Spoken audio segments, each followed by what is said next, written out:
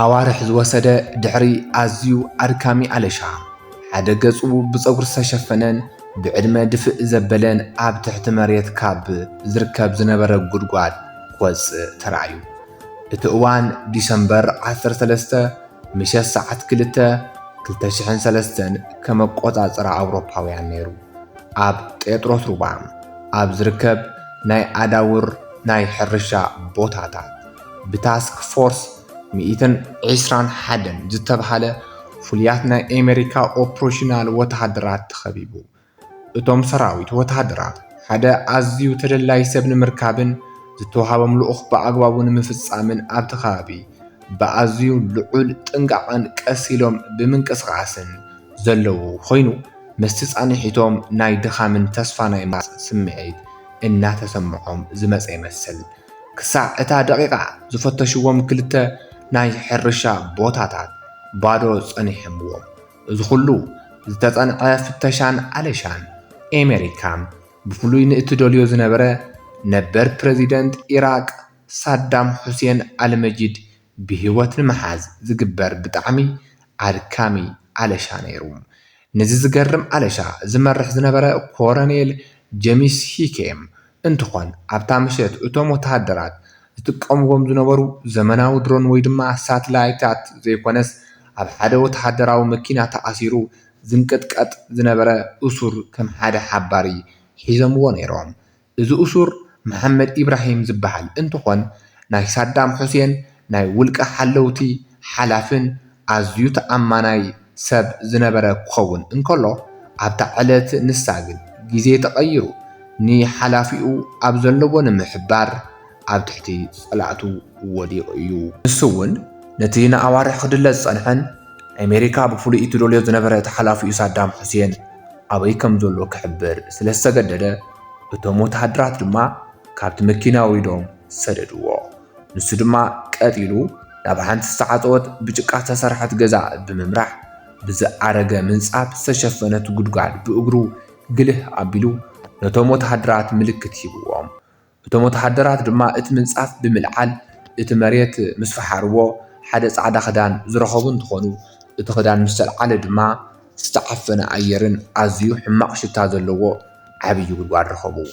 እቶም ወተሃደራት መሳርሒኦም ተዓጢቖም ብዝለዓለ ድምፂ ኣብቲ ውሽጢ ጉድጓድ ሰብ እንተሃልዩ ብሰላም ክወፅእ እንተዘይኮይኑ ግን ቦምቢ ንምድርባይ ከም ዝተዳለዉ ብናይ ወተሃደራዊ ድምፂ ኣተሓሳሰቡ።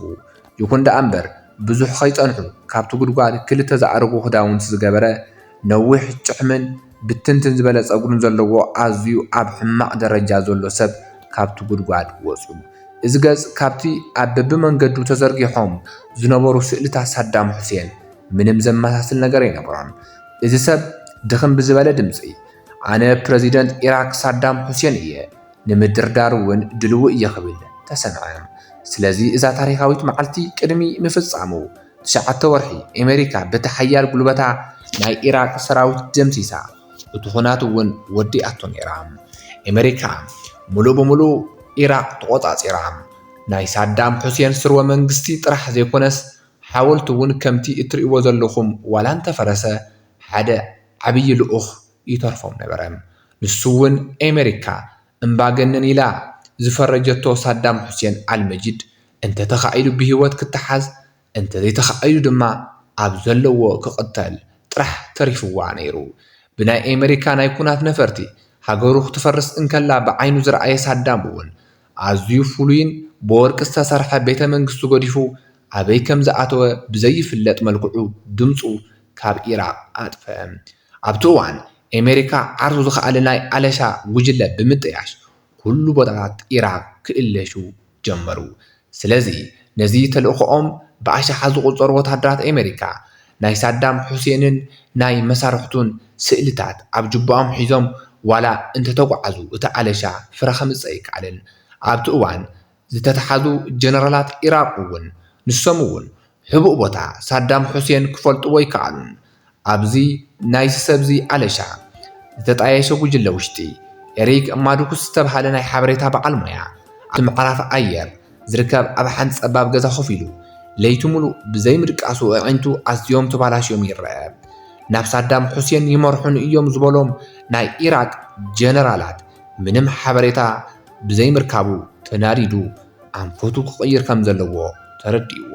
እዚ መሰረት ኤሪክ ማዶክስ ዝተፈለየ ንድፊ ሓሳብ ዝጀመረ እንትኾን ሓደ ካብ ወታሃደራት ኣሜሪካ ብምህዳም ዝተሓብአ ሰብ እምባገነን መራሒ ንጀነራላቱን ንሚኒስትራቱን ኣሚኑ ዝተሓብኡሉ ቦታ ክሕብር እዩ ኢልካ ስለዘይሕሰብ ካሊእ ኣማራፂ ክወስዱ ተገዲዶም። ዋና ቆላሕቶኦም ድማ ናብ ናይ ሳዳም ቀረባ ኣዝማድን ቤተሰብን ብምግባር መበል ካልኣይ ናይ ኣለሻ መደቦም ጀመርዎ።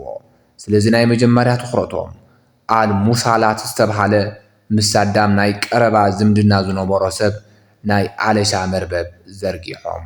ኣብዚ ኩሉ ሕንፍሽፍሽ ግን ሓዱሽ ሽም ጎሊሁ ወፂኡ። ንሱ እውን መሐመድ ኢብራሂም ብምባል ዝፍለጥ ናይ ሳዳም ናይ ፀጥታ ሓላፊ ዝነበረ እዩ። መሐመድ ኢብራሂም ከም መንፈስ ዘይጭበት ዘይተሓዝ ስለ ዝነበረ ንዕኡ ንምርካብ ብጣዕሚ ዝኸበዶ ማዶክስ ንመሐመድ ኢብራሂም ንምርካብ ንቤተሰቡ ክከታተሎም ጀመረ። ነዚ ስዒቡ ድማ ወዲ መሐመድ ኢብራሂም ቀልጢፎም ክረኽብዎ ከኣሉ። ብዝገበርዎ ምርመራን ዝለዓለ ፀቕጥን ወዲ መሐመድ ኢብራሂም ሓደ ወሳኒ ሓበሬታ ተዛረበ። እቲ ሓበሬታ ድማ ኣቦኡ ዓሳ ምግፋፍ ከም ዝፈቱን ብዙሕ ግዜ ኣብ ሳማራ ኣብ ዝርከብ መግፈፊ ዓሳ ብዙሕ ግዜ ከም ዝኸይድ ተዛሪቡ። እዚ ሓበሬታ ቀሊል ክመስል ይኽእል፣ ግን ንማዶክስ ኣዝዩ ጠቓሚ ሓበሬታ ነይሩ። ናይ ሳዳም ምግቢ ዝሰርሐሉ ዝነበረ ምስ ሓተተ ድማ ሳዳም ምዝጉፍ ዝበሃል ዝተጠበሰ ዓሳ ብጣዕሚ ኣዝዩ ከም ዝፈቱ ሰሚዑ ስለ ዝነበረ ማዶክስ ድማ እቶም ነጥብታት ብምትሕሓዝ መሐመድ ኢብራሂም ሓላዊ ጥራሕ ዘይኮነስ ንሳዳም ምግቢ ዘዳልወሉ ምዃኑ ብምርዳእ እቲ ናይ ዓሳ መስመር ናብ መሕብእ ሳዳም ሁሴን ክመርሖም ከም ዝኽእል ኣመነ። እቶም ወታሃደራት ኣብ ሳማራ ዝርከብ ናይ ዓሳ መግፈፊ ክወርኡ እንከለዉ ዋላ መሐመድ ኢብራሂም ኣብኡ እንተዘይነበረ ሓደ ንመሐመድ ኢብራሂም ቀረባ ዘመድ ግን ረኸቡ። ነቲ ሰብ እውን በቲ ዝተገበረሉ ግፍዒ መውቋዕትን ስቃይን ናይ መሐመድ ኢብራሂም ናይ ባግዳድ ኣድራሻ ነጊርዎም። ነዚ ስዒቡ ድማ እቶም ወታሃደራት መሐመድ ኢብራሂም ክርከበሉ እዩ ተባሂሉ ዝተገመተ ኣፓርታማ ብምውራር ኣለሻኦም ኣካይዱ። ስለዚ ማዶክስ ነቲ ኣብኡ ዝነበረ ሰብ ብረቂቕ እንትምርምር ሓደ ገዚፍ ሰብ ኣብ ዓብዪ ፍርሒ ከም ዘሎ ተዓዘበ። እቲ ገጹ ዝተሸፈነሉ ምስ ቀልዖ ድማ እቲ ዝድለ ሰብ ምዃኑ ብምርግጋዝ ስለዚ ናይ ሳዳም ሁሴን ናይ ምርካብ ዕድሉ 75 ሚእታዊ ከም ዝበፅሐ ኣረጋገፀ። ኣብዚ ጉዳይ እቲ ታሪክ ኣብ ክልተ እዩ ዝኽፈል። ናይ ኣሜሪካ ዕላዊ ድሕንነት መሐመድ ኢብራሂም ንቤተሰቡን ንድሕንነቱን ንገንዘብ ክብል ሓበሬታ ከም ዘመሓላለፈ ይግለጽ። ሓደ ሓደ ድማ ኣዝዩ ፈፂምካ ዘይሕሰብ እዩ። ኣብቲ እዋን ምስ ዝነበረ ኩነታት ኣንጻር በቲ ዝበፅሖ መግረፍትን ግፍዕን ስቃይን ተገዲዱ ሓበሬታ ብዛዕባ ሳዳም ሁሴን ከም ዝሃበ ድማ ዝዛረበሉ። ዝኾነ ኮይኑ ኣብ መወዳእታ ሳዳም ሁሴን ናብ ዘለዎ ዓዳውር ሕርሻ ቦታ ከም ዝወስዶም ተዛሪብዎም።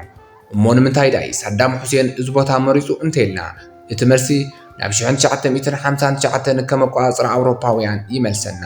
ሳዳም ኣብ ንእስነቱ ነቶም ኣብቲ ግዜ ዝነበሩ ቀዳማይ ሚኒስተር ኢራቅ ፈተነ ቅትለት ገይሩ ክሰምረሉ ስለ ዘይከኣለ በቲ ግዜ ድማ ዝተሓብኡሉ ቦታ ኣብዚ ሕርሻ ከም ዝነበረ ይግለጽ።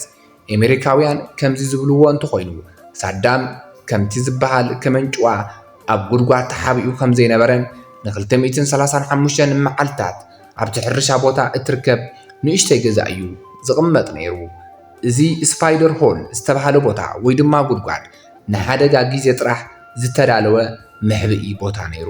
እዚ ጉድጓድ 2 ሜትሮ ዕምቆት ዘለዎ እንትኾን እቲ መንደቑ ድማ ብስሚንቶን ብጡቡን ዝተሰርሐ እዩ። ንሓደ ሰብ ጥራሕ ዝኣክል ፀቢብ ቦታ ነይሩ። እቲ መእተዊኡ ብሳዕርን ብጭቃን ዝተሸፈነ ክኸውን እንከሎ ምስቲ ከባቢ ክወሃሃድ ዝተገበረ እንትኾን ኣየር መእተዊ ድማ ሓንቲ ንእሽተይ ናይ ፕላስቲክ ቱቦ ነይራ። ሳዳም ኣብዚ ቦታ ኮይኑ በብመዓልቱ ናይ ቢቢሲ ዓረብኛ ሬድዮ የድምፅ ግጥሚ ይፅሕፍ ዝነበረ እንትኾን ብሕታውን ሳዳም ሁሴን ዘለዎ ዝፈልጥን ምስናይ ደገሰብ ዘራኸቦን አላሃሚቅ ዝተባሃለ ናይ ትሕርሻ በዓል ዋና ጥራሕ ነይሩ። አላላሃሚቅ ናይ ሳዳም ሁሴን ሹፌር መስተኻኽሊ ፀጉሪ መልእኽተኛ እንትኾን ይኹን ደኣ እምበር ሓንቲ መዓልቲ መሐመድ ኢብራሂም ወታደራት እንተመፂኦም ሳዳም ሁሴን ኣብ እዩ ክሕባእ ኢሉ እንተሓቶ አላላሃሚቅ ብተኣማንነት ብዛዕባ እቲ ጉድጓድ ሓበሬታ ሂብዎ ስለ ዝፈልጥ እዚ ምስጢር ነይሩ ሳዳም ሁሴን ንፀላእቲ ተመሓላሊፉ ክወሃብ ዝገበሮ። እዚ ምስጢር ናብ ናይ ኣሜሪካ እዝኒ ምስ በፅሐ ዲሰምበር 13 ሬድ ዳውን ዝተባሃለ ናይ መወዳእታ ኦፕሬሽን ዝተጀመረ እንትኾን 600 ወታደራት ዋላ እቲ ሕርሻ ቦታ እንተኸበብዎ ምንም ነገር ግን ክረኽቦ ይከኣሉን። ይኹን ደኣ እምበር ኣብቲ መወዳእታ ኣለሻ ግን እቲ ዝተባሃለ ሰብ ስለ ዘይተረኸበ ንመሐመድ ኢብራሂም ሳዳም ሁሴን ይርከበሉ እዩ ናብ ዝብሎ ቦታ ክመርሖም ገበሩ። መሐመድ ኢብራሂም እውን ናብ ሓንቲ ቦታ ብምኽያድ እቲ ቦታ ግልህ ኣቢሉ እቲ ሳዳም ሁሴን ተሓቢኡሉ ዝነበረ ጉድጓድ ምልክት ሂብዎም። እቶም ወታደራት እቲ መሬት ምስ ፈሓርዎ ሓደ ናይ ጉድጓድ ክዳን ረኸቡ። ሓደ ወታደር ድማ ብናይ ወታደራዊ ድምፂ ቦምቢ ቅድሚ ምውርዋርና ኣብቲ ውሽጢ ሰብ እንተሃልዩ ኢዱ ክህብ ብዘመሓላለፎ መልእኽቲ ሓደ ገፁ ብፀጉሪ ዝተሸፈነን ጭሕሚ ዝበዝሖን ብጣዕሚ ዘደንግፅ ትርኢትን ገፅን ዘለዎ ሰብ ካብቲ ጉድጓድ ኢዱ ዘርጊሑ ወፂኡ። ሳዳም ሁሴን ምስ ወፀን ጉሎ 18 ዝተባሃለት ሽጉጥ ተዓጢቑ ነይሩ። እታ ሳዳም ሁሴን ተዓጢቑዋ ዝነበረት ሽጉጥ ድሓር ኣብ ናይ ኣሜሪካ ፕረዚደንት ጆርጅ ቡሽ ቤት ፅሕፈት ልክዕ ከም ናይ ዓወት ምልክት ተቆፂሩ ተቐሚጡ ነይሩ። እቲ ዘይድፈርን ዘይማረኽን ዝመስል ዝነበረ ነበር ፕረዚደንት ኢራቅ ሳዳም ሁሴን ካብቲ ተሓቢኡሉ ዝነበረ ጉድጓድ ምስ ወፀ ኣነ ሳዳም ሁሴን እየ እትብል ሓንቲ ቃል ዝተዛረበ እንትኾን ኣብታ ሰዓት ካብ ናይ ሳዳም ኣገዛዝኣ ሃዲሙ ዝነበረ ሓደ ኢራቃዊ ኣስተርጓሚ ስምዒቱ ክቆፃፀር ስለ ዘይከኣለ ንሳዳም ብቦክሲ ክወቆ ዓዊሉ ክዛረቦም ጀመረ። እዚ ተግባር ናይ ብዙሓት ኢራቃውያን ንብዙሕ ዓመታት ኣብ ዲክታተር ኣዝዩ ሕማቕ ስርዓት ከም ዝነብሩ ዝገልጽ ተግባር እዩ። ሳዳም ሁሴን ምትሓዙ ንኣሜሪካ እኹል ኣይነበረን። ናቱ ዓብላልነት፣ ጎብለልነት፣ ጅግንነት ንምህሳስ ተራ ኣረጊት ሰብ ምዃኑ ንዓለም ክተፍልጥ ስለ ዝደለየት ደኳትር ኣፉ እንትምርምርዎ ኣብ ርእሱ ድማ ቁማል እንትርከብ ዘርኢ ቪድዮ ንዓለም ዘርጊሓቶ።